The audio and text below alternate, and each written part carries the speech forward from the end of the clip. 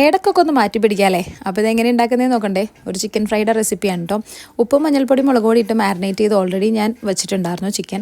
അതിലേക്ക് ഒരു മുട്ട, 2.5 ടീസ്പൂൺ ചിക്കൻ മസാല, 3 ടീസ്പൂൺ അരിപ്പൊടി, ഈ കാണുന്ന മുളക് ഇതുപോലെ കട്ട് ചെയ്തത്, പുതിനല, ഇതെല്ലാം കൂടി ഇട്ട് നമ്മളൊന്ന് മിക്സ് ചെയ്യാൻ പോവാണ്. പിന്നെ നമുക്ക് പെരുംജീരകം വേണം. പെരുംജീരകം ഇല്ലെങ്കിൽ പെരുംജീരക പൊടി ആയാലും മതി. പെരുംജീരകമാണ് ഇടുന്നെങ്കിൽ 1.5 ടീസ്പൂൺ ഇടാം. പെരുംജീരകത്തിൻ്റെ പൊടിയാണെങ്കിൽ 1 ടീസ്പൂൺ മതി കേട്ടോ. അപ്പോൾ 2 ടീസ്പൂൺ ഇഞ്ചി വെളുത്തുള്ളി പേസ്റ്റും കൂടി ഇട്ട് ഇതേപോലെ ആക്കി വെക്കുക.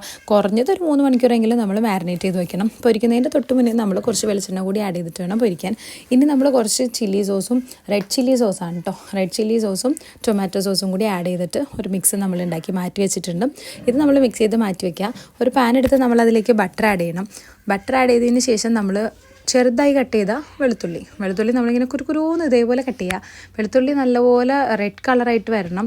അപ്പോൾ നമുക്ക് ഈ സോസ് കൂടി ആഡ് ചെയ്യാം. സോസ് ആഡ് ചെയ്യുമ്പോൾ ആ സോസ് ബാക്കി കുറച്ചൊരു 2 ടീസ്പൂൺ വെള്ളത്തിൽ മിക്സ് ചെയ്തിട്ട് ഇതേപോലെ ആക്കിയെടുക്കണം. അത് കഴിഞ്ഞ് പണിയൊക്കെ കഴിഞ്ഞു കേട്ടോ. നമുക്കിതിങ്ങനെ ചിക്കനൊക്കെ അതിലേക്ക് ഇട്ട് മിക്സ് ചെയ്ത് വറ്റിച്ചെടുക്കാം. സെസം സീഡ് ഉണ്ടെങ്കിൽ നമുക്ക് ഇട്ടാൽ കുറച്ചുകൂടി നല്ല കാണാൻ ഭംഗിയുണ്ടാവും.